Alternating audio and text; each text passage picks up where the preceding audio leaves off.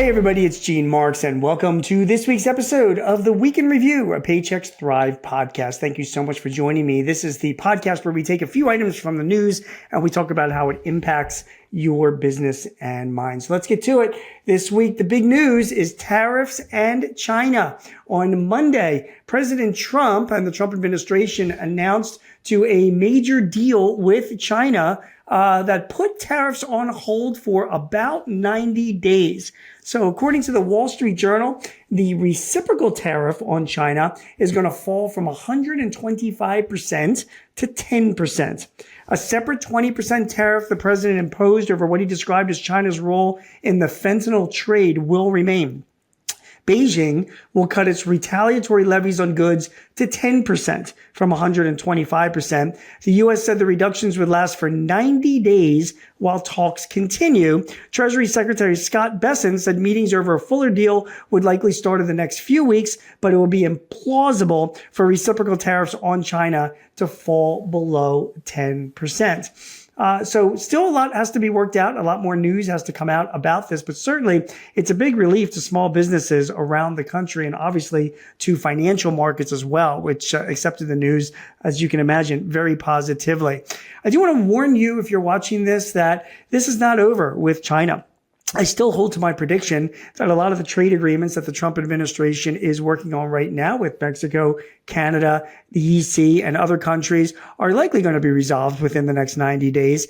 The Chinese trade agreement is going to be something different. Going back to 2018, the Trump administration was asking for a lot more than just tariffs. They were asking for a reduction in certain limitations to do business in China. For example, requiring American companies to have a 20% Chinese joint venture, to eliminate technology transfers, which were required for American companies to do business in China, and also to do something about all the stealing of technology and data that the Trump administration at the time was accusing the Chinese government of doing. My prediction is a lot of these issues are going to be coming back up again, and I do think there is going to be a lot of volatility in trade between China and the U.S. But what this does do is it gives American companies a little bit more time to figure out what they need to do. If you're still buying products from China, sure, take advantage of this lull in the tariffs to buy up products and make sure they get into your warehouse. That's fine. But long term, I strongly recommend you find alternative suppliers or move stuff back here to the U.S. because I do predict that relationship with China from a trade standpoint is going to be very volatile over the next 3 years. And I think we're just getting a little bit of a stay of execution right now while the two countries try to figure out where they both stand. Regardless, it's still good news for small businesses and for the markets that these tariffs are put on hold for the next 90 days. Next bit of news kind of ran under the radar screen, but I thought was very important for small businesses, including mine. According to HR Dive, the Department of Labor has ordered their staff not to enforce the Biden-era independent contractor rule.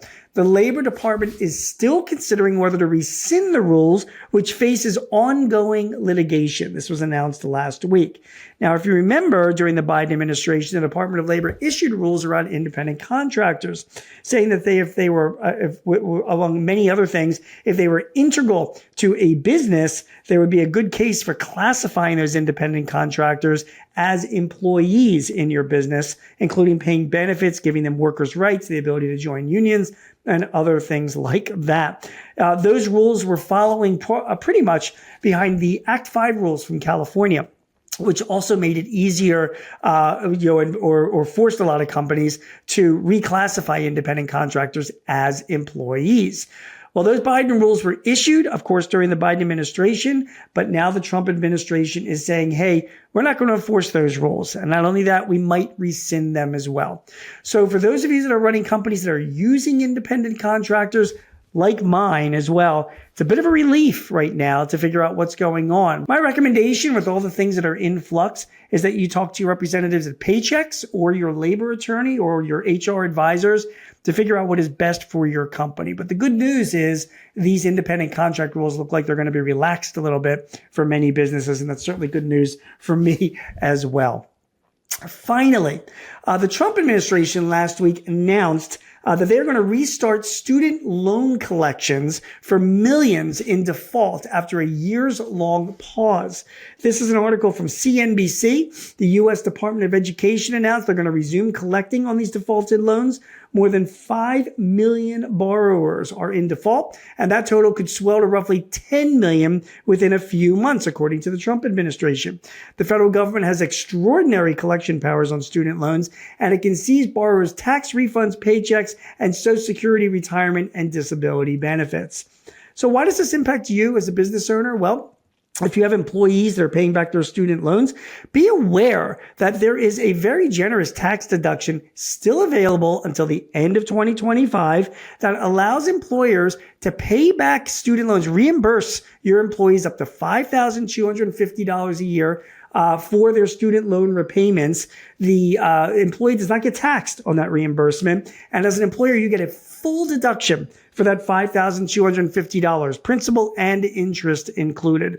Now, that rule actually dates back to COVID and is slated to expire at the end of this year. It will be part of negotiations among Congress as we're heading into all these negotiations about the new tax rules in May and June. So it might be extended or made permanent. But at least for this year, if you have any employees that are in trouble because of their student loans or maybe in default, you can help them out. In addition, don't forget Secure 2.0 now allows employers to contribute to an employee's 401k plan as a matching contribution to their student loan payments. So not only could those student loans be paid by your employee, but you can make a matching contribution as well to their 401k plan. Again, talk to your Paychex representative, to your labor attorney, to your HR or tax advisor.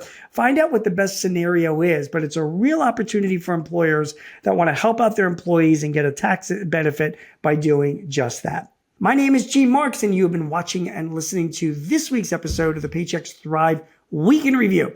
If you are looking for advice or tips or help in running your business, sign up for our Paychex Thrive newsletter. Go to paychex.com/thrive. Thanks for watching and listening. We'll be back to you next week with some more news that impacts your business. Take care. Do you have a topic or a guest that you would like to hear on Thrive? Please let us know.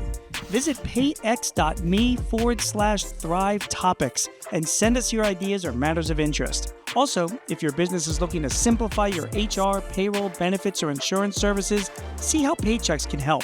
Visit the Resource Hub at paychex.com/works. That's WORX. Paychex can help manage those complexities while you focus on all the ways you want your business to thrive. I'm your host, Gene Marks, and thanks for joining us. This podcast is property of Paychex Incorporated 2025, all rights reserved.